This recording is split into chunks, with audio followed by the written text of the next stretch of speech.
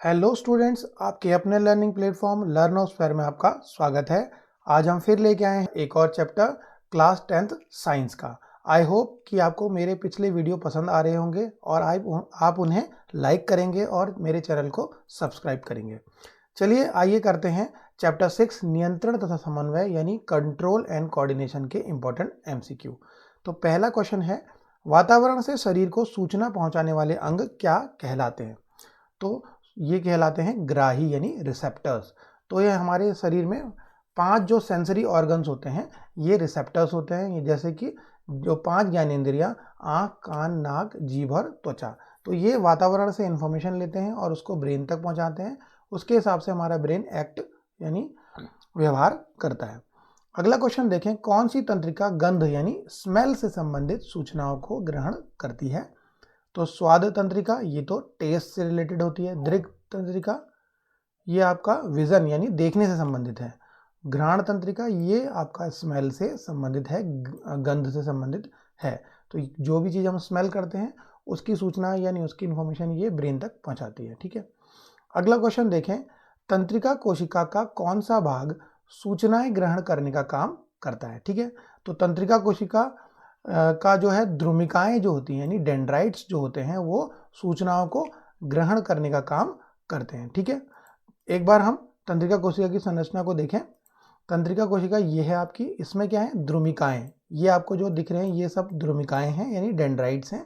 ये क्या करते हैं, वातावरण से सूचनाओं को ग्रहण करते हैं। ठीक है, और उसको कहाँ पहुंचाते हैं, कोशिका का यानी सेल बॉडी तक पहुंचाते हैं। यानी सूचना इंफॉर्मेशन आई और इलेक्ट्रिक सिग्नल के रूप में सबसे पहले सेल बॉडी, ठीक है, उसके बाद यहाँ से आई ये तंत्रिकाक्ष यानी एक्सॉन की ओर, और उसके बाद ये तंत्रिका के अंतिम सिरे यानी नर्व एंडिंग तक पहुंच गई। ठीक है, तो ये इलेक्ट्रिक सिग्नल्स के फॉर्म में चलती हैं और उसके बाद यहाँ से इलेक्ट्रिक से ये क्या करती है, केमिकल सिग्नल्स में बदल जाती हैं।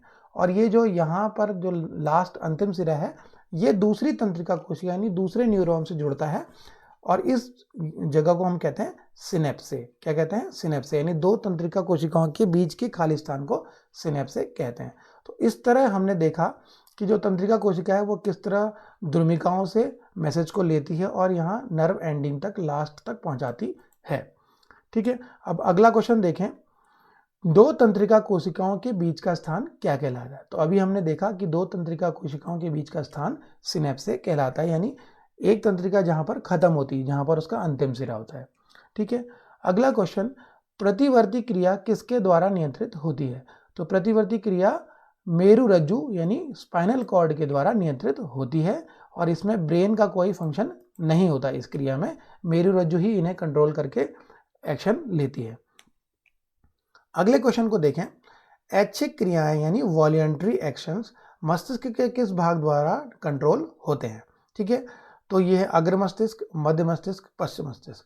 तो हम जानते हैं कि मस्तिष्क के होते हैं 3 भाग, तो इसमें से अग्र मस्तिष्क जो होता है वो हमारे वॉलंटरी एक्शंस यानी जो ऐच्छिक क्रियाएं हैं जो हम खुद अपनी इच्छा से कर सकते हैं उन्हें कंट्रोल करती है। ठीक है, अब अगले क्वेश्चन को देखें, शरीर की स्थिति तथा संतुलन बनाना मस्तिष्क का कौन सा भाग बनाता है? तो शरीर का बैलेंस और जो कोऑर्डिनेशन है वो कौन बनाता है? वो बनाता है अनु मस्तिष्क यानी सेरेबेलम, जो कि ये पश्च मस्तिष्क का ही एक भाग होता है, अनु मस्तिष्क।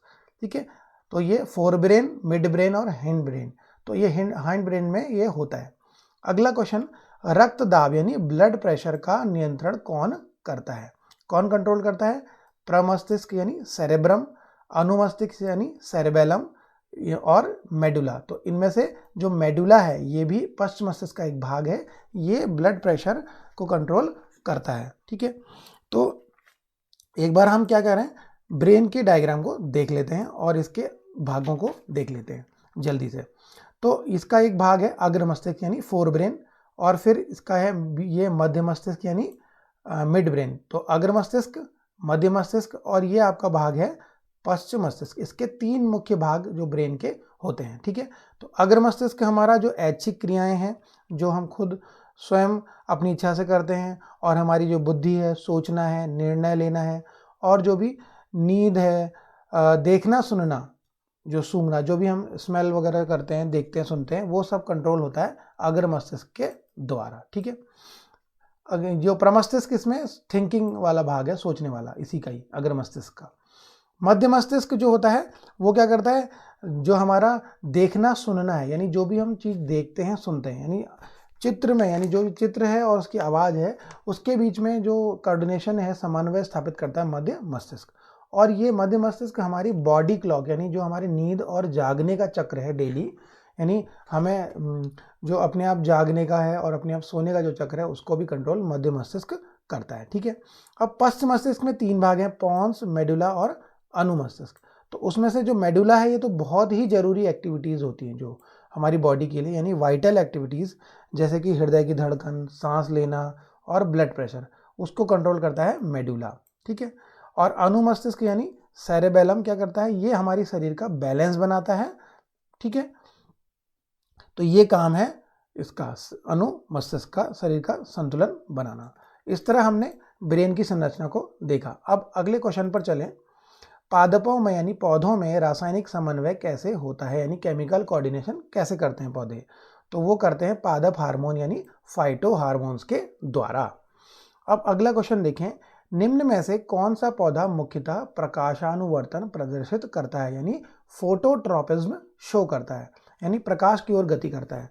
तो हम जानते हैं कि सूरजमुखी जो एक पौधा है वो प्रकाशानुवर्तन करता है, प्रकाश की ओर गति प्रदर्शित करता है। अब अगले क्वेश्चन पे चलें।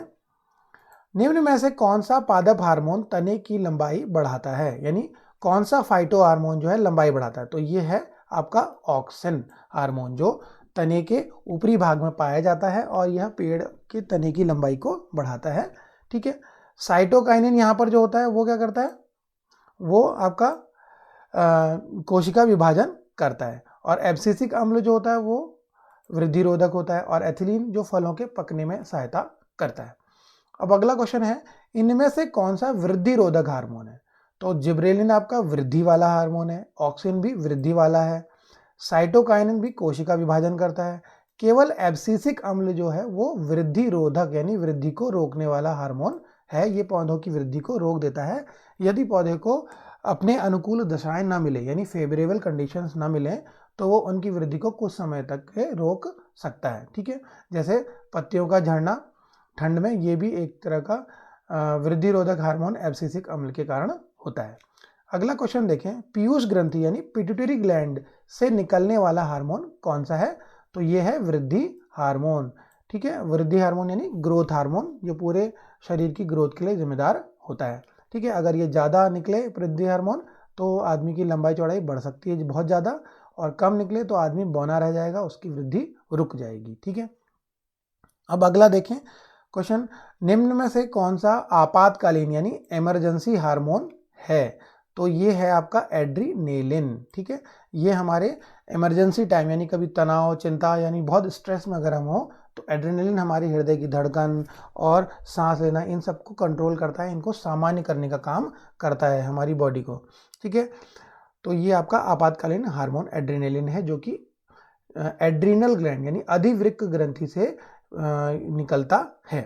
अब अगला क्वेश्चन देखिए, हार्मोन्स किस तंत्र का भाग है, तो हार्मोन अंतःस्रावी तंत्र का भाग होते हैं, जिनमें कि जो ये हार्मोन्स किसी न किसी ग्रंथि से निकलते हैं। जैसे आपका एड्रीनेलिन है, ये एड्रीनल ग्लैंड से निकलता है। ठीक है। इसी तरह जो आपका वृद्धि हार्मोन है पीयूष ग्रंथि से निकलता है, और ये रक्त में मिल करके जिस भी जगह पर जाना होगा टारगेट पर वो जाते हैं, यानी इनके पास कोई नलिकाएं नहीं होती हैं, केवल ये रक्त में मिल जाते हैं और अपनी जगह पर पहुंचते हैं। ठीक है। अगला क्वेश्चन देखें, कौन सा हार्मोन रक्त के शर्करा यानी ब्लड शुगर का कंट्रोल करता है, तो ये है आपका इंसुलिन हार्मोन, और ये निकलता है अग्नाशय से। ठीक है। और ये क्या करता है, ग्लूकोज को ग्लाइकोजन में चेंज कर देता है, जिससे कि ब्लड में शुगर नहीं रहता ग्लूकोज के फॉर्म में। ठीक है। और अगर इंसुलिन अगर बनना कम हो जाए तो हमें शुगर की बीमारी हो जाएगी। आयोडीन किस हार्मोन के बनने में सहायता करता है, तो आयोडीन जो है वो थायरॉक्सिन हार्मोन के बनने में सहायता करता है, और ये थायरॉक्सिन हार्मोन निकलता है हमारी थायराइड ग्रंथि से, जो कि हमारे गले में स्थित होती है। अगला क्वेश्चन देखें, इनमें से नर हार्मोन कौन सा है, तो यहाँ पर सही कर लेंगे, नर हार्मोन। तो नर हार्मोन जो नर लक्षणों को प्रकट करता है वो है आपका टेस्टोस्टेरोन। ठीक है। और ये वृषण से निकलता है। तो जो नर में जो लक्षण है, दाढ़ी मूंछ का आना और अन्य जो लक्षण है वो सब इसी के कारण होते हैं।